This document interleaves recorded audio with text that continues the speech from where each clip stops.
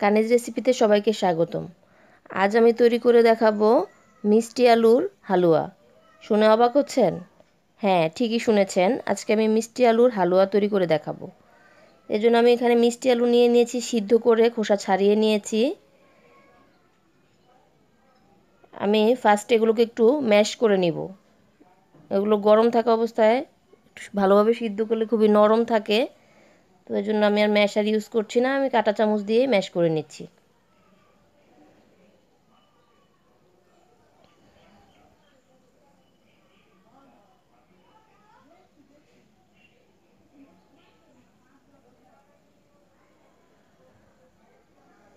তো আমার ম্যাশ করা হয়ে গেছে।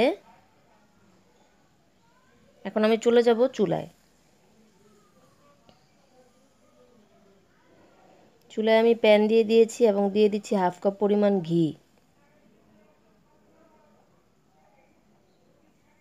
ঘিটা একটু গরম হয়ে গেলে এখানে দিয়ে দিচ্ছি এলাচ গুঁড়া, হাফ চা চামচ পরিমাণ এলাচ গুঁড়া। এলাচ গুঁড়াটা একটু গরম হয়ে গেলে এখানে দিয়ে দিচ্ছি সামান্য পরিমাণ লবণ। এবার আমি দিয়ে দিব আমার সেই আলুটা, ম্যাশ করা আলুটা। আমি আলুটা দিয়ে দিলাম। দিয়ে এখন একটু ভালোভাবে আলুটা ঘিয়ের মধ্যে মিক্সড করে নিব।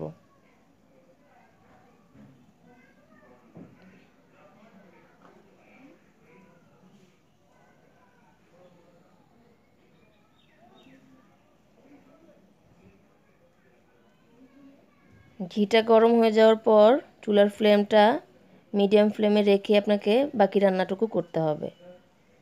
তারপর মিক্স করা হয়ে গেছে।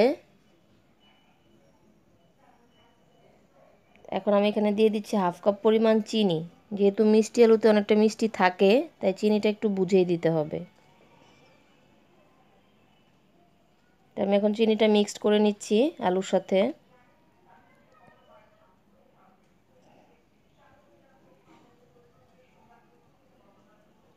মিষ্টিটা আপনারা আপনাদের পছন্দ অনুযায়ী দিবেন। দেওয়ার আগে একটু আলুটা চেক করে নেবেন, যে আলুটা যদি বেশি মিষ্টি হয় সেক্ষেত্রে মিষ্টিটা কম দিবেন, আর কম মিষ্টি হলে চিনিটা বেশি লাগবে। তো মিক্সড করা হয়ে গেছে চিনিটা। চিনিটা গলে আর একটু নরম হয়ে গিয়েছে। এই পর্যায়ে আমি দিয়ে দিব দুধ। আমি এখানে 1 কাপ পরিমাণ দুধ নিয়েছি এবং 1/3 চা চামচ পরিমাণ নিয়েছি ফুড কালার। ফুড কালারটা মিক্স করে দিলাম দুধের সাথে, কারণ বরফি বা হালুয়াগুলো একটু কিন্তু ইয়েলো না হলে আমাদের ভালো লাগে না দেখতে এবং খেতে। আমি এখন সেই দুধটা দিয়ে দিচ্ছি। দিয়ে এখন দুধটা একটু মিক্স করে নেব আলুর সাথে।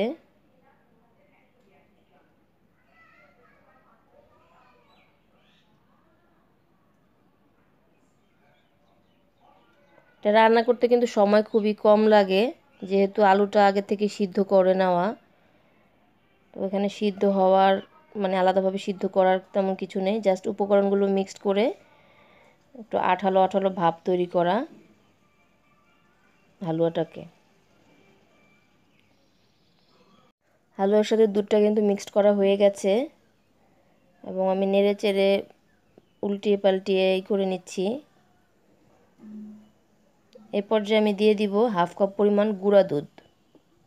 গুঁড়া দুধ দিলে এই হালুয়াটা আর একটু টাইট হয়ে যাবে, তখন এটা খেতেও ভালো লাগবে এবং টাইট হওয়ার কারণে এটা কাটতেও সুবিধা হবে।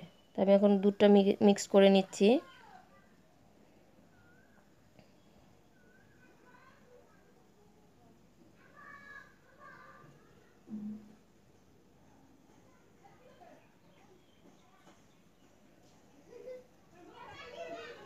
দুধটা এ পর্যায়ে মিক্সড হয়ে গেছে। এখন আমি নিয়ে নিব ট্রে নিয়েছি, আমি ট্রের মধ্যে একটু ঘি ব্রাশ করে নিয়েছি। এখন ট্রের মধ্যে আমি হালুয়াটা নিয়ে নিচ্ছি। হালুয়াটা নেওয়া হয়ে গেছে। এখন আমি স্প্যাচুলাটা দিয়ে সুন্দরভাবে চেপে চেপে এটা একটা সমান লেয়ার তৈরি করব। তৈরি হয়ে গেছে। এরপর আমি একটু স্প্যাচুলাটা দিয়ে টেনে টেনে দিচ্ছি, যাতে উপরের ভাবটা মসৃণ ভাব চলে আসে।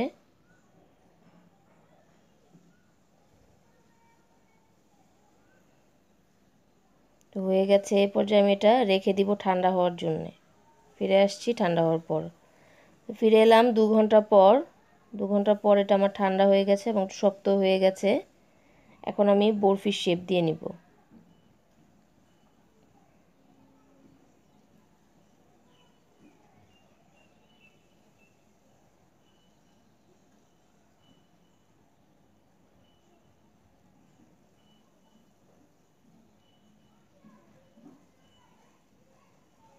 আপনারা আপনাদের পছন্দ অনুযায়ী যে কোনো শেপই দিতে পারেন।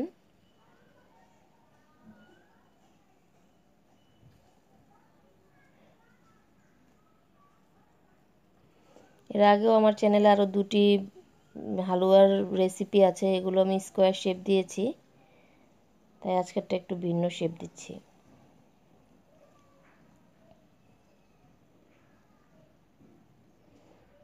তো আমার কাটা হয়ে গেছে। এখন আমি ডেকোরেশনের জন্য উপরে একটু দিয়ে দিচ্ছি চেরি। ছোট ছোট পিস করে নিয়েছি, ইয়েলোর মধ্যে রেডটা ভালো লাগবে দেখতে। এখানে আপনারা যে কোনো ড্রাই ফ্রুট ইউজ করতে পারেন। তো আমার দেওয়া হয়ে গেছে। এখন আমি একটি সার্ভিং ডিশে নিয়ে আপনাদের দেখাচ্ছি। ফ্ল্যাট একটি স্পুন দিয়ে আমি তুলে নিচ্ছি।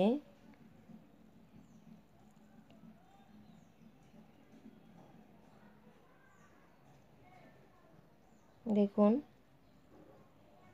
দেখতেও কিন্তু অনেক সুন্দর লাগছে। আমি সার্ভিং ডিশে নিয়ে নিলাম।